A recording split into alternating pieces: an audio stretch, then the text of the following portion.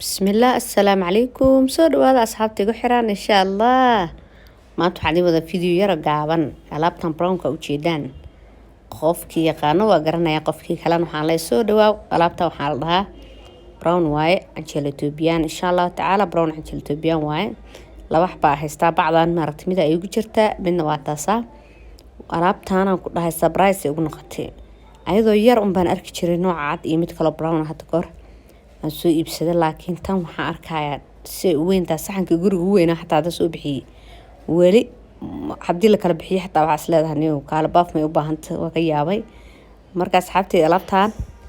yaa ugu haysto kale insha Allah taala soo dhawaada suugada ana samaystay laakiin canjeerada waa soo gatay banaanka ka soo gatay marka insha Allah taala waxaan la soo dhawaada waa taasa suugada maaragtay ana u samaystay laakiin ma sha Allah kana basbaaska hada suugada waxa rabtaa ka samaysan kartaa suugada saartida u samaysan kartaa just magaca basbaaska baa loo baahan yahay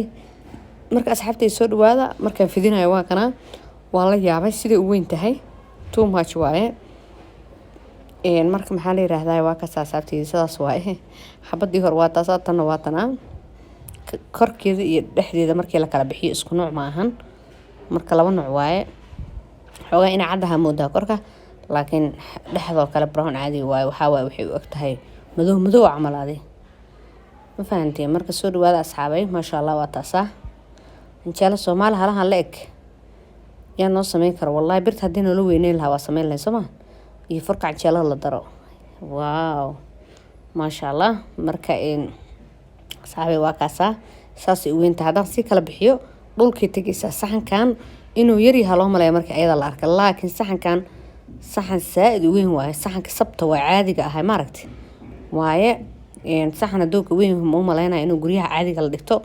meelaha maar sabta lagu kariyo la dhigaa ma maleynaa marka maxaa la yiraahdaa ma sha Allah tabaarak soo dhawaada asxaabay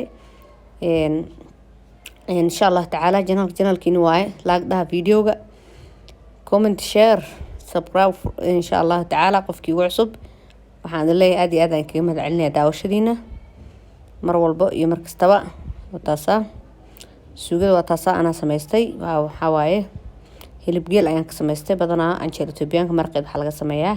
hilib lo marka insha Allah taala nooc arta u samaysan kartiin waxaan leeyahay video gaabantaan ku eegay asxaabay